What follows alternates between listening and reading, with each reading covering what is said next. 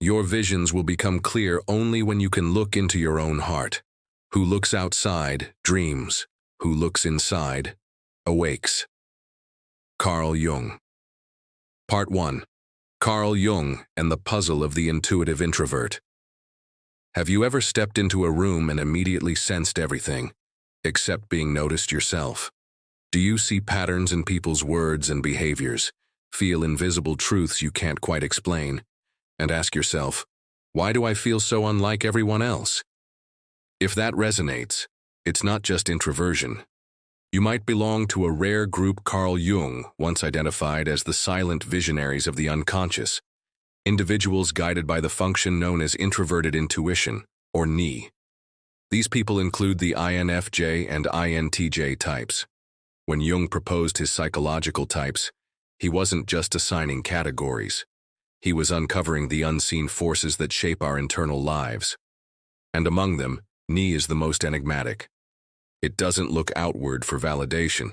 It dives deep within, seeing the world not as it is, but as it could be. An intuitive introvert doesn't rely on physical experience like sensing types do. They pull insight from beneath the surface, patterns, symbols, and what lies ahead. Pair this with introversion, and you have someone who doesn't just listen to intuition. They live by it. But this kind of knowing comes at a cost.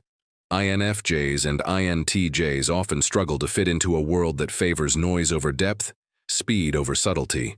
INFJs are compassionate visionaries. INTJs are precise, calculating architects. Both walk through life guided by something most people don't even notice, a quiet, internal certainty. The dominant types are not antisocial. They just need sacred solitude to reconnect with themselves. That's when their visions crystallize. But Jung warned, these deep insights are hard to articulate, and that often leads to being misunderstood, called cold, aloof, or overly intense. In truth, intuitive introverts are far from detached. They are deeply connected to patterns, possibilities, and purpose. Jung saw them not just as types, but as living archetypes, seers, builders, quiet forces that shift the world not by noise but by inner conviction. Part 2. INFJ, the mystic thinker with a compassionate heart. Among Jung's typology, the INFJ might be the most contradictory. They crave alone time, yet feel deeply drawn to others' emotional energy. Their world is built on symbols and long-term visions, yet their hearts beat for connection and empathy. For INFJs, NI is the dominant force, but it's supported by a secondary function called extroverted feeling, FE. This pairing makes INFJs emotionally attuned to their environment, while living in a world of intuitive foresight. INFJs don't just perceive, they feel what's coming. They notice subtle inconsistencies in behavior. They see what's beneath the surface of words. This is why many INFJs are drawn to depth fields, psychology, spirituality, social healing, not as careers, but as soul callings. Yet while NI keeps them inward, Fe pushes them outward. They sense other people's emotions before a word is spoken. They feel for others as if those emotions were their own. That's both a gift and a vulnerability. INFJs often give too much. They hold space for others while neglecting their own needs. Jung's idea of the wounded healer applies deeply here. Many INFJs carry childhood wounds, emotional neglect, feeling misunderstood, or being too deep in families that didn't get them. These experiences often forge their empathy, but leave scars. The danger? Losing themselves in the needs of others. INFJs can internalize guilt, suppress anger, and sacrifice their own desires for harmony. That's why integrating their shadow is essential. They must learn boundaries, embrace their own emotional needs, and reclaim their voice. Not just as helpers, but as whole individuals. INFJs are the quiet revolutionaries, the soul poets. They don't shout change, they embody it. Part 3. INTJ, the lone visionary with a strategic mind. If INFJs are the mystics, INTJs are the strategic visionaries. They may seem cold, detached, or overly logical, but that's a surface read. Beneath their composed exterior is a fierce internal guidance system, introverted intuition paired with extroverted thinking. TE. INTJs don't react, they plan. They don't chase trends, they forecast them. Their Ni gathers patterns and probabilities in silence. Then T builds systems to make those visions reality. INTJs often feel like they're here for something specific, something only they can build. This isn't ego, it's a deep internal compass that pushes them toward mastery and legacy.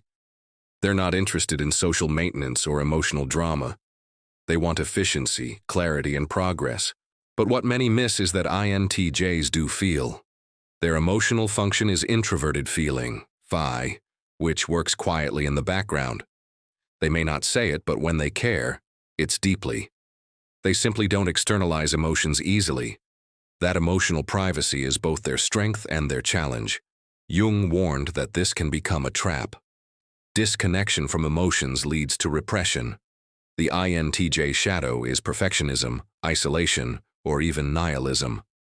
Their growth comes from embracing vulnerability, not to weaken their structure, but to humanize it. Balanced INTJs become transformative leaders, not through charisma, but through vision, clarity, and unshakable integrity. Jung might call them the wise king archetype, builders of systems others will one day depend on. Part 4. 9 signs you are a true intuitive introvert. You've always felt different.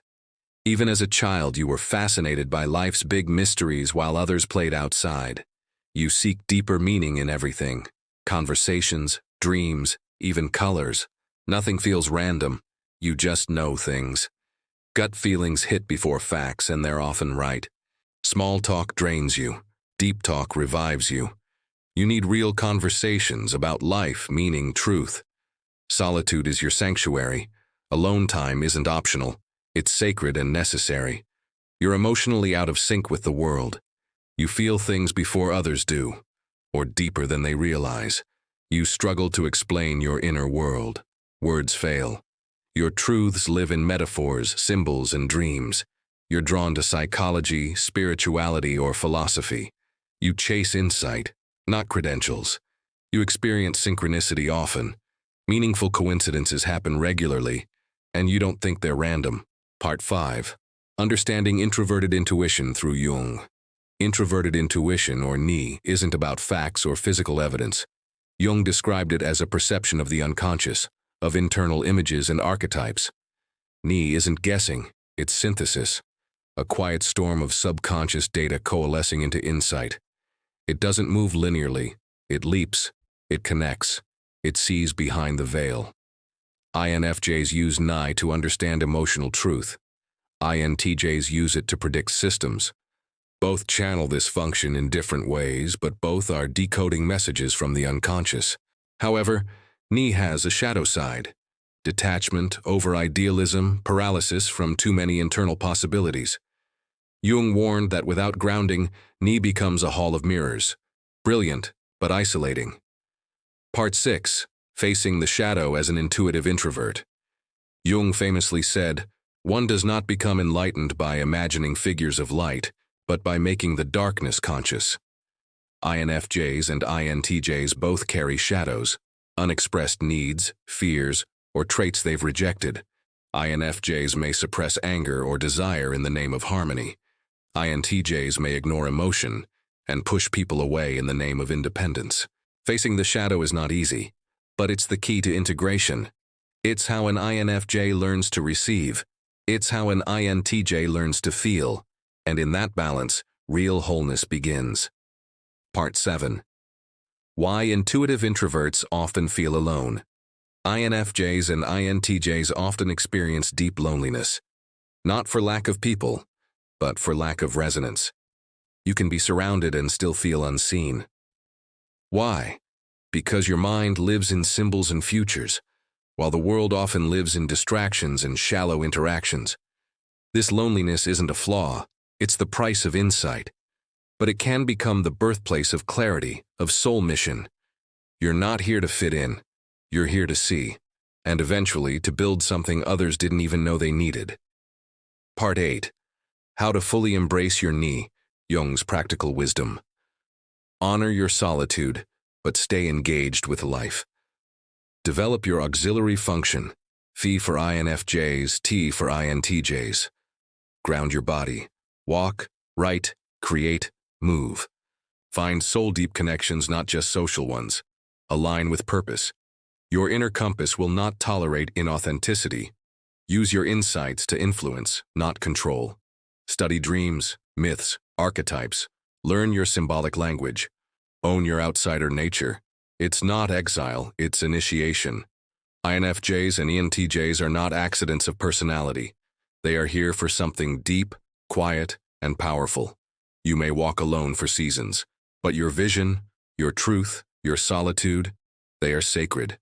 You weren't made to be loud, you were born to be aligned. Trust the process, honor your path, and know this: you were never truly alone.